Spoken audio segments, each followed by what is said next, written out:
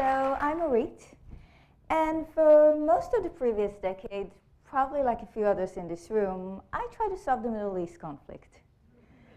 What I'd like to share with you today are some of the ideas I developed following my many failures and disappointments. So I was working on issues like cooperation and mandates for international missions, and was fortunate to be able to closely follow the workings of diplomats, governments, NGOs, and military experts as they try to build peace. I met brilliant, highly motivated, and uniquely resourced decision makers who really could explain all the complex intricacies of this tragic conflict. And yet, their accumulated efforts have hardly made a dent. In fact, as we know, the conflict only continued to deteriorate into ever-worsening states. Complexity, of course, is behind this difficulty. We know and further learn today why you can't take a conflict and simply reduce it into a list of core individual problems for elites to negotiate. Why supporters and spoilers are not a fixed given, but actually they evolve over time, they shift positions, they shift identities. And of course, while the whole notion of an end state is in fact an oxymoron. Now, this is all because at its essence, the landscape within which conflict plays out is just a vast network of people. It isn't managed by hierarchies or leaders, but is actually shaped by millions of individuals interacting politically, economically, socially. At each point, they make local decisions based on their own personal experience and immediate context. That could be a sense of a threat, a sudden opportunity, or just the needs and ideas of the people around them. All these almost mundane daily actions by so many people across this vast network accumulate to create what we recognize as reality. A state of peace, like a state of war, is really an ecological state. It cannot be designed at will. It can only be nourished. And of course, as we heard, this is not only true of conflicts, but of many other social problems, whether it's obesity or poverty or urban regeneration, or just trying to revive social mobility. Across the world, thousands of well-meaning individuals work daily to transform social ecologies. And what is really lacking is a better toolbox. Now, of course, advanced research does provide a very important part of the answer. Stephen Hawking did suggest that the 21st century will be the century of complexity. But if we really want to change the world, we need to learn not only how to better explain complexity, but also how to better do complexity. Now, luckily, human reality has always been complex.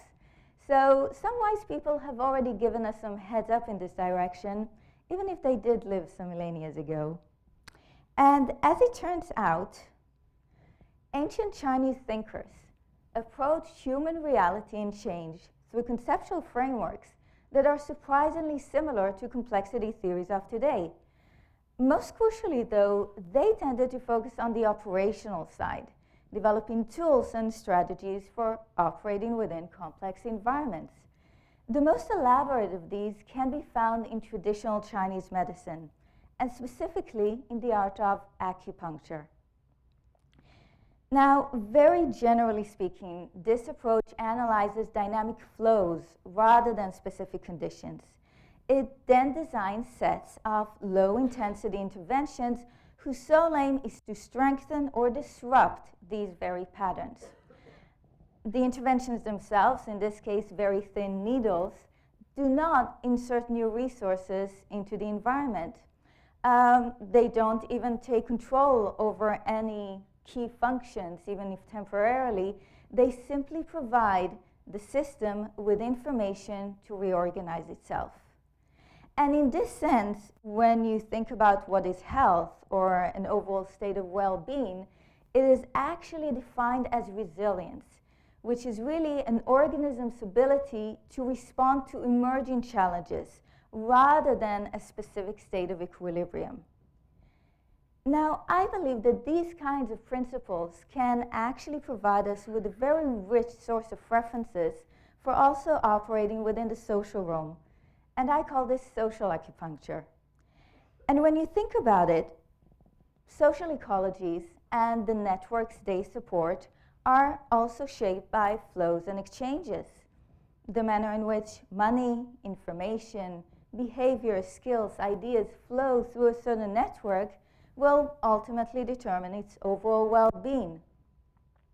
When we recognize really successful ecologies, that could be a peaceful community, a successful education system, or just a great city vibe, what we actually recognize is a certain pattern. It's a kind of just right Goldilocks mix of structures and flows. And while these cannot be engineered, they can be actively promoted. So how does it work? Well, in a nutshell, social acupuncture methods analyze existing flows across a certain ecology. They then design actions that through small, accumulative interventions, usually away from the core, aim to strengthen or disrupt them. The idea behind this is that over time, the dominant formations, the ones you're really trying to shift, will be gradually undermined and subverted, and the system will gain the needed momentum to tip into a new ecological state. The system is not restructured, but is simply nudged to evolve. Now, I know that all this sounds really abstract, but during my research this year, I've come across some brilliant social acupuncturists. For example, Joe, who is leading a foundation promoting environmental issues in Europe. Now, most European environmental policies are actually decided in Brussels. And what she noticed were the high barriers to entry into the decision-making networks there.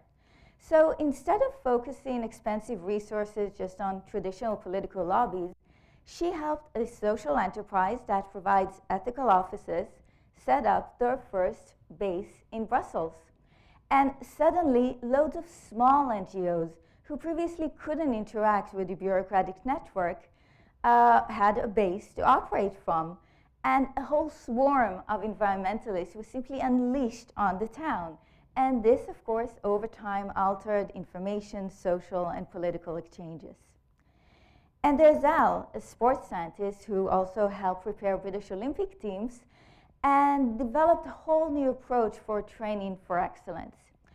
Rather than adhering to the ever more micromanaged top-down training routines, he works with sports institutions to create spaces for coaches and athletes to experiment and uncover personal tacit knowledge.